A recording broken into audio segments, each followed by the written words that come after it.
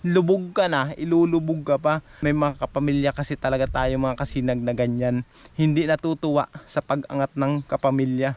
Ito si Kitay, napatay na, tapos yung alaga pa natin si Bagwis, hanggang ngayon mga kasinag hindi pa bumabalik. Malalaki na.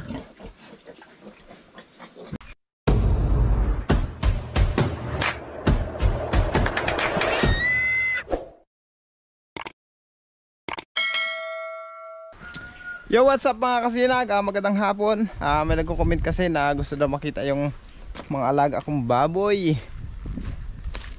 Tingnan natin dito mga kasinag.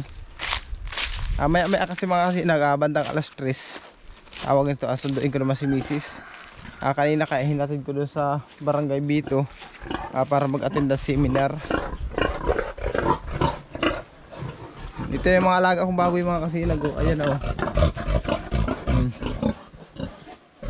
Malalaki na. Dati mga kasinag 15 pa yan. Ang inanak nga nito 15 piraso. Ngayon mga kasinag, ang natira 11 na lang. Gawa po ng namatay yung iba naipit. Kaya ang natira mga kasinag 11 na lang. Ngayon mga kasinag, itong isa kong inahin, nakita niyo yan. Ayan, di ba? Bukas ang due date nito mga kasinag para manganak. Mga anakin na yan mga kasinag. Kaya binabantayan ko itong mga kasinag. Kasi itong isang inahin kong alaga na ito mga kasinag, ang tawag nito hindi maingat sa anak. Maipit man o kung anong mangyari sa anak, wala siyang pakialam. Kahit kunin mo yung anak dyan sa harapan niya, walang pakialam itong inahin na ito mga kasinag. Kaya ang anak talaga ito ingatan. Ang pagkaiba naman ng isa kong inahin alaga na yun mga kasinag, napakaingat naman sa anak. Kaso matapang. Ayaw niya yung anak niya pinapakialman. Talagang matapang siya. Pansin nyo naman kanina, papunta pa lang ako dito, siging ugok-ugok na niya para siyang galit. Tapos yung isa kong inahin doon mga kasinag, medyo nalipasan lang kasi. May isa pa akong inahin doon sa lugar doon. Kung hindi nalipasan, pagkatapos mga anak dito mga kasinag, mga anak na rin yun. Kaya lahat na inahin ko mga kasinag na alaga, 3, buntis po lahat. Ayan mga anak, abang-abangan naman natin tong isa kong ito. Pag hindi bukas or sana araw siya mga anak, para hindi naman ako mapuyat, kababantay. Siya nga pala mga kasinag, ito palang mga baboy namin na alaga na ito. Pakaanak lahat nito, isasauli na namin sa tiyahin ni Mrs. Kasi nga itong baboy lang na itong mga kasinag, alaga lang namin yan. Hindi naman po ito sa amin, hindi namin ito sarili. Kami lang ang nag-aalaga.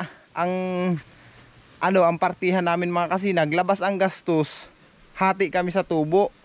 Kaya ang nangyari, sa 3 taon naming pag-aalaga, lugi kami mga kasinag. Talon-talo kami sa pagod, sa dami ng inaalagaan namin. Napakahirap din naman mga kasinag ng ganito na talo talaga. Kaya sabi ko sa miss ko, sa masusunod, baka may blessing na dumating, mag-aalaga na lang kami ng sarili namin. Para sarili na namin ito mga kasinag, hindi na kami makialagaan. Kasi napakahirap, hindi kayo makapagdesisyon. Pag minsan gusto na kayo magkatay at makapagkarni man lang, ay hindi kayo makapagkarni. Hindi kayo makapagkatay, gawa ng hindi man nga sa aking baboy, hindi kami ang nasusunod. O nasusunod yung amo. O talaga, amo naman talaga yung mga kasinag. Ay kaya talagang kailangan masunod talaga yun. Kaya ngayon mga kasinag, stop na kami. Matapos lang ito mga kasinag. Saka pala mga kasinag, may nag-comment din pala, tinatanong po kung nasa na si Kitay, yung alaga kong gansa. Hihingi akong paumanhin mga kasinag kasi po si Kitay namatay. Kinagat ng aso, pinagparakagat po ng aso. Kasi nung time na yun, napapunta kami sa sa Calabanga, nung nakiusap nga sa akin si Kumelby na samahan ko daw siya kasi may importanteng tao siyang kakausapin. Sinamahan ko siya. Bandang gabi nun, mga alas 2 siguro ng gabi, narinig pa namin si Kitay nagpapartakbo dyan sa harapan. Kala ko nag-aambon mga kasinag, sabi ko ay naglalaro lang yan. Yung palang time na yun, hinahabol na siya ng aso. Kasi humuni siya ng isang malakas lang, isang bis lang siya humuni ng malakas. Hindi man siya nagpaparaingin na masyado. Maya maya nawala yung huni niya. Yung pag hindi ko man nilabas at hindi ako naglabas ng bahay, kala ko talaga naglalaro lang siya. Pag gising ko alas 3 sa madaling araw, nakita ko mga kasinag nakahilata na dyan sa harapan ng bahay. Kaya sobrang galit ko talaga doon sa aso mga kasinag. Kung naman aso yung mga kasinag, kung sa ano yung walang nag-aalaga sa aso na yun, parang ano siya, yung layas na aso. Kaya pag nakikita ko, bisit na ako mga kasinag. Kasi biruin mo, alagang-alaga ko yun, tapos ganun laang papatayin laang niya. Kaya si Kitay, napatayin na. Tapos yung alaga pa natin si Bagwis, hanggang ngayon mga kasinag, hindi pa bumabalik. Napakatahimik. Tingnan yung mga kasinag, napakatahimik sa lugar namin ngayon. Kahit isang huni ng ibon, wala kang marinig. Tingnan nyo naman, pakinggan nyo mga kasinag. May narinig ba kayo yan? Yun. Yung mga puting ibon na lang pala ang malimit dito. Kasi yung mga puting ibon na yan, lagi sa kalabaw. Ayan si Magayon, ayun pala si Magayon. Dito ko itinali si Magayon mga kasinag ayun. Ang tahimik na sa lugar namin ngayon mga kasinag. Mapapansin nyo, napakatahimik na. Tagalin ko naman sa pakasabid. Nakasabid siguro yung mga kasinag. Tapos ang alaga lang natin mga kasinag, ito si Magayon, si Pitoy. Yan na lang, tapos yung kambing. Sa ngayon pala mga kasinag, hindi pa po natin maumpisahan yung bahay ni Ate Arian.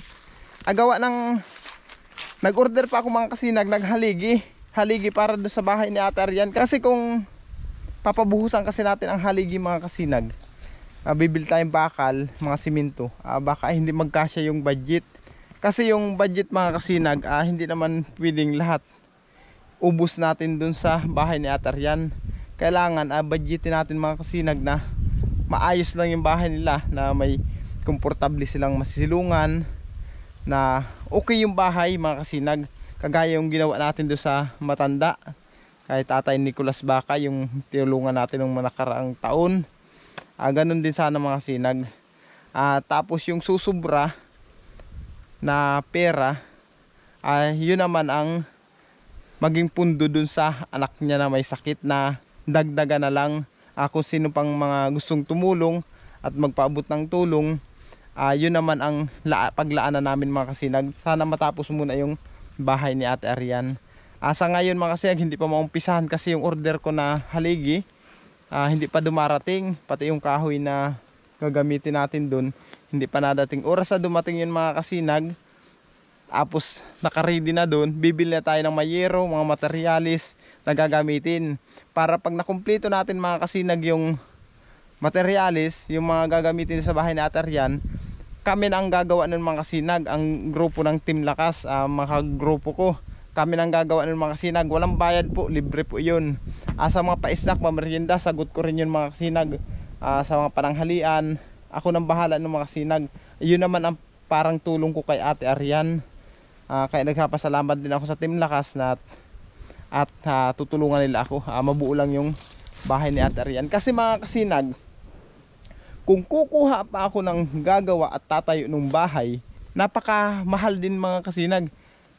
Para makatipid mga kasinag, kaya yung grupo ko na lang ang matrabaho. Kasi kung kukuha pa kami ng mason, ng kalpintero, tapos helper na magkatrabaho dun, di ba?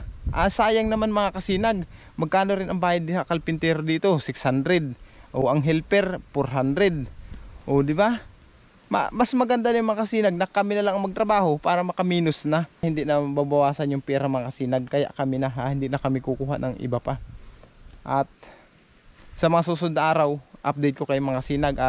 Ngayon kasi mga kasinag, medyo may naririnig kasi ako na tungkol dyan sa lugar na tatayo ng bahay ni Ate Arian, na may hindi pagkakaintindihan doon sa tatayo ng lupa. Kasi yung lupa na yun mga kasinag, sa bianan niya ni Ate Arian, sa magkakapatid. Kaso lang parang nakontra yung ibang mga kapatid nung bianan ni Ate Arian, kaya parang nagkakamero ng konting problema. Ang sabi ko kay Ate Arian, bago itayo yung kanyang bahay, kausapin na muna niya. Nagpunta kaya si Ate Arian dito sa akin kagabi. Sabi ko kausapin niya si mama niya, si bianan niya, at si bianan naman niya magkuusap doon sa mga kapatid na tungkol nga dyan sa tatayong bahay dyan. Kasi mga kasinag, pag ang tao pala ay yung medyo parang pataas ka, yung medyo maubago ang iyong buhay, yung katayuan, parang hindi sila natutuwa. Ang gusto nila, lubog ka na, mas ilulubog ka pa. Parang ganun ang gusto nila. Naghihirap na nga yung tao, ilulubog pa. Dapat nga nun mga kasinag, maging proud pa sila. Kasi makikita nila na, lalo na mga apo naman nila yun mga kasinag, yung mga anak ni Ate Arian. Si Ate Arian, halos hindi naman ibang tao, makamag-anakan naman. Dapat nun, matuwa pa nga sila na medyo mabago-bago yung estado ng buhay nung mag-ina. Hindi yung lubog ka na, ilulubog ka pa. Yun ang problema sa atin mga kasinag. Hindi ko man sa nilalahat ha. May mga kapamilya kasi talaga tayo mga kasinag na ganyan. Hindi natutuwa sa pag-angat ng kapamilya. Bagkus ilulubog ka pa.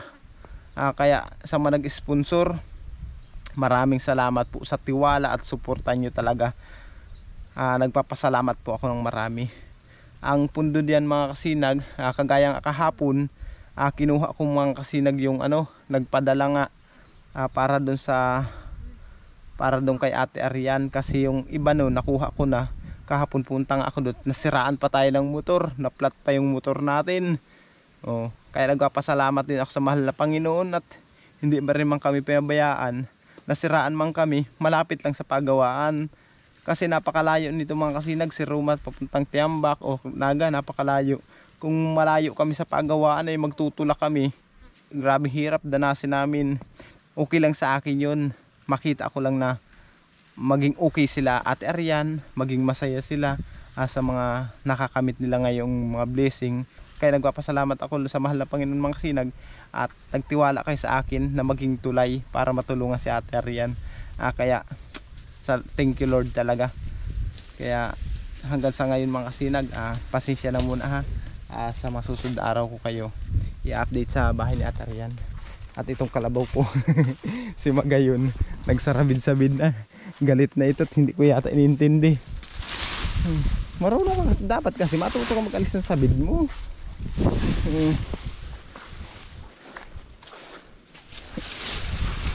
Doon ka man, laka din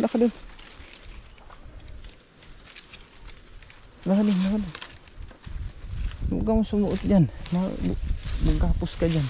Lakad doon. Sige, lakad doon. Doon na. Usab-sab ka.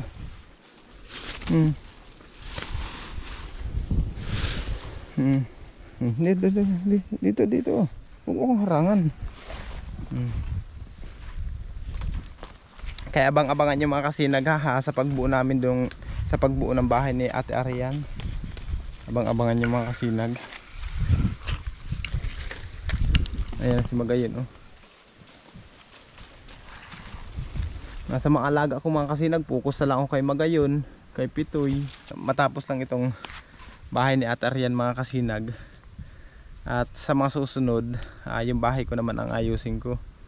May nagko-comment pala na kada turno ko man daw, sana ipatrabaho ko sa bahay. Doon ko yung bahay ko daw ang gawin. Nung manakarang turno ko talaga mga kasinag, yung bahay po ang trabaho namin. Tinambakan namin yung bahay. Kaya ang natambakan na doon yung kalahati.